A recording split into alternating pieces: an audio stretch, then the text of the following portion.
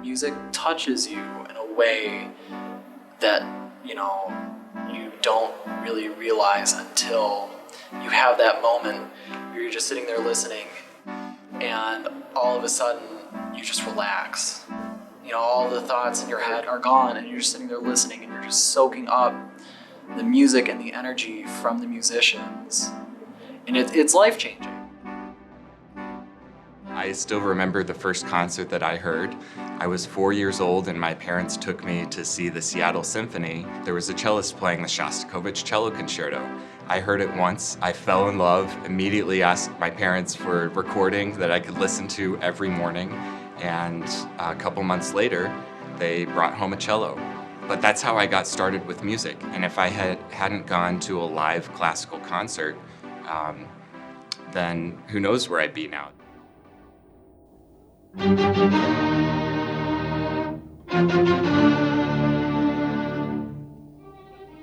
The Detroit Symphony does in-school concerts at least a pair of schools each year. It had been a while since we've been to Dearborn, and that was something we had to fix. So we were looking for a partner school in Dearborn. We got connected to Stout Middle School, and Principal Oak, Lisa Meyer, everybody here on staff was really fantastic. Learning music, learning any art, but especially learning music, gets your brain to act in different ways, and in a lot more ways than some other forms of learning. So music all by itself is amazing for the brain, amazing for your emotional development, it's amazing for your creative spirit. At the heart of it, it's one of the ways we can become good, fully formed people that have lives we enjoy and contribute to society. Through brain research and through the use of MRIs, we're able to isolate certain areas of the brain that are active during math computations, during language acquisition. When a student is experiencing music, the brain is lit up like a Christmas tree. All of those areas are active. So to say that music helps the brain develop, definitely, certainly it does. MRIs have proven that. It calms you, in your mood. If you're in a bad mood, you can just listen to music and it could calm you down most of the time. That's why I love it so much.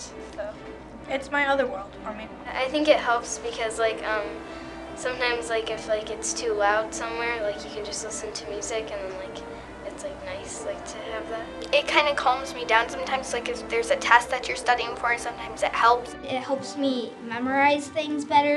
If I had a math test right before my performance, it would remind me to practice what I've been studying. It's something that we need, and to be exposed to a variety of music, I think just helps to develop our ear, our heart, our soul in ways that we might not even be able to quantify. The DSO is one of the world-class finest ensembles. So to be able to have access to live music at the highest level kind of shows the community and audiences everywhere that you can have, what is that apex? Where can we get there? And so to hear that live, I think, is an unparalleled experience. I want my students one day to have that experience, and it can even just be sitting in class and they play something really well and they're just like, ooh, I like that.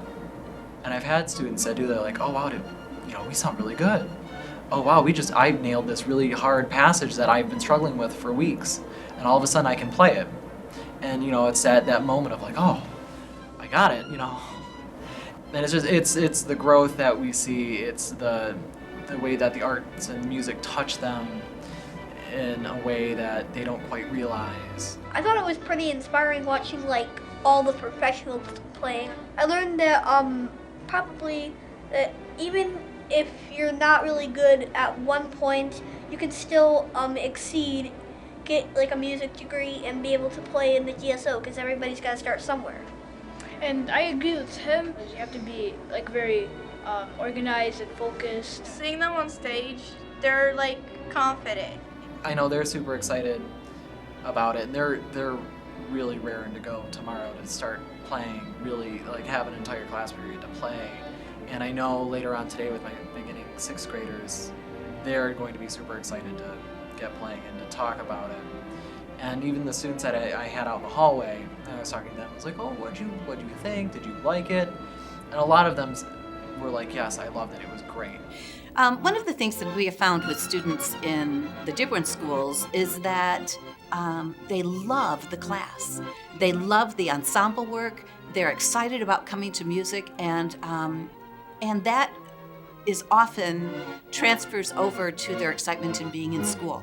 I have had numerous students come back after graduating from high school and mention that music was the thing that really saved them.